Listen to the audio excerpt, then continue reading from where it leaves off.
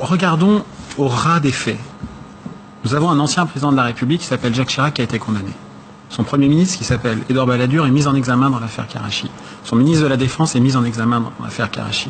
Le successeur de M. Jacques Chirac, Nicolas Sarkozy, est renvoyé devant le tribunal correctionnel pour une affaire, va être renvoyé devant le tribunal correctionnel pour une deuxième, et est pris dans la nasse de l'affaire des financements libyens, dont vous avez montré l'ouvrage tout à l'heure. Son Premier ministre, François Fillon, est mis en examen dans l'affaire que nous savons. Son ancienne ministre de l'économie, qui est aujourd'hui à la tête du FMI, a été condamné devant la Cour de justice de la République dans l'affaire dite Tapi. L'ancien chef des services secrets intérieurs, M. Scorsini, est mis en examen dans une affaire de trafic d'influence de Sarkozy, a été... Non mais attendez, non mais écoutez ce constat. Écoutez, il faut regarder dans le miroir de notre nation ce que je dis. Il a été condamné. D'innombrables conseillers sont aujourd'hui également pris dans les filets de la justice et condamnés. À gauche, on n'a pas le monopole de la morale. Ceux qui pensent que la gauche a le monopole de la morale se trompent. Il suffit d'aller au sud, M. Guérini, aller au nord, M. Kucheda, le ministre du budget qui était un fraudeur fiscal, M. Cahuzac. Il y a le parti qui se goberge du tous pourri pour faire croire qu'il y a un tous pourri qui s'appelle le Front National, qui est cerné par 5 enquêtes judiciaires. Dites-moi une liste non exhaustive, dites-moi quelle démocratie occidentale a ce CV judiciaire-là. Laquelle? Les États-Unis? L'Angleterre? Même l'Italie? L'Allemagne? Personne.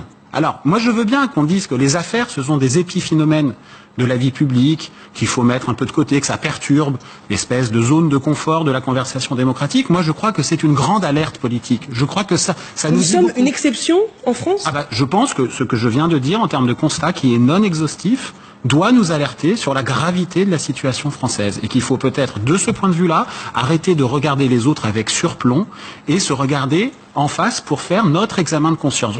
Vous parlez de l'affaire des financements libyens tout à l'heure. Je vous donne un exemple pour qu'on comprenne, que les gens qui nous regardent comprennent. C'est une affaire mondiale. Corruption internationale, des paradis fiscaux, en veux-tu, en voilà, avec des conséquences géopolitiques, la guerre. Bon, il n'y a pas un juge d'instruction détaché à temps plein sur le dossier. Il n'y a pas un procureur détaché à temps plein sur le dossier. Il n'y a même pas un policier. Vous m'entendez? Il n'y a pas un policier détaché à temps plein sur le dossier. Pourquoi, selon vous? Mais parce que la classe politique de droite, de gauche, tout ça n'est pas un propos idéologique, ne prend pas la conscience des enjeux de la lutte contre la corruption qui sont, de mon point de vue, aussi importants, pas plus, mais pas moins, que les enjeux contre le chômage ou contre les déficits publics. D'ailleurs, c'est parfois lié. Il faut quand même avoir conscience que la Cour européenne des droits de l'homme, c'est la justice supranationale, c'est la justice au-dessus de la justice des justices nationales en Europe, a quand même dit que les procureurs en France ne peuvent pas être considérés comme des magistrats parce qu'ils ne sont pas indépendants. Vous vous rendez compte l'humiliation? Bon, et ça, ça veut pas dire que les procureurs sont tous vendus au pouvoir. Mais attendez, laissez-moi terminer. Ça veut dire que dans un écosystème où quand vous devez le dérouler de carrière à l'autorité supérieure qui est l'autorité politique, qu'il y a un lien direct de subordination au pouvoir politique et au procureur sur les affaires, le petit nombre d'affaires de corruption qui concernent le pouvoir politique, le pouvoir exécutif, ça peut créer un certain nombre de censures ou d'autocensure judiciaire. Et c'est pour ça que notamment la Cour européenne des droits de l'homme vient nous taper sur les doigts et c'est un peu honteux pour la France. Oui. Sans compter que ces gens-là, entre guillemets, et encore une fois je les mets pas tous dans le même panier, votent des lois pour s'auto-protéger. Je rappelle quand même qu'il y a une loi qui est passée il y a pas longtemps sur la prescription des délits par ruse, qui est passée de 10 ans à 12 ans, et qui est passée du fait que maintenant la prescription démarrait au moment du délit, et non au moment où on découvre le délit. C'est-à-dire que vous faites un délit par ruse dans l'an 2000, vous le découvrez en 2011, vous avez 1 an avant la prescription, alors qu'avant c'était à partir de 2011 que la prescription courait. Ces gens-là se votent des lois pour s'auto-protéger.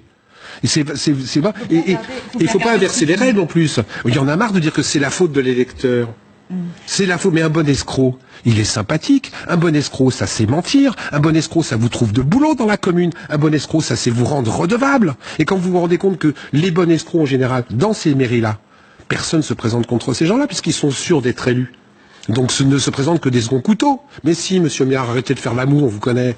Parce que les réformes qu'on a posées, c'est des réformes de que dalle. Aujourd'hui, c'est vachement bien. Les anciens députés ne peuvent plus prendre le train gratuitement. Oh, c'est grave, on en a parlé partout. Mais le verrou de Bercy, personne n'en a reparlé. s'est dispensé d'aller même jusqu'au bout des promesses d'Emmanuel Macron, parce que ça a été rappelé tout à l'heure. Effectivement, le casier judiciaire vierge, c'est un privilège pour les élus par rapport à 400 professions où on demande un casier judiciaire. Même pour être maître chien, il faut un casier judiciaire. Là, on dit non, c'était un problème constitutionnel. Ce qui est un mensonge. C'est vrai? Oui, parce mais non, c'est un mensonge.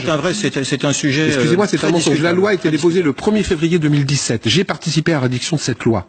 Je veux dire, on est face à un truc. Alors, alors, Monsieur Macron nous explique qu'il est devant un penalty, d'accord? Il a un but à tirer, et il le tire pas parce qu'il n'est pas sûr que le but va rentrer. C'est quoi ce truc? Pourquoi il n'a pas posé la loi au Conseil constitutionnel? Aujourd'hui, la loi est en train de dormir au Sénat. Il suffit qu'un groupe la prenne et qu'il la pose au Conseil constitutionnel. On avait tout mis dans cette loi. Comment vous expliquez cette reculade? Mais parce qu'ils se couvrent les uns les autres, chère madame. C'est pas plus compliqué que ça. Les gens qui sont au haut de la pyramide n'ont pas envie. Aujourd'hui, il y a des affaires qui vont tomber. Aujourd'hui, il y a des gens qui vont être condamnés. Le problème, c'est que on ne se donne pas assez les moyens collectivement. C'est pas des questions de droite ou de gauche, tout ça. Il y a une idée du bien commun dans la conversation que nous avons institutionnellement, légalement, de manière citoyenne. Il devrait y avoir 3 millions, 4 millions de personnes dans la rue pour se plaindre de la situation et du CV judiciaire de la France que j'ai dit tout à l'heure. Pour régler, ça nous concerne tous.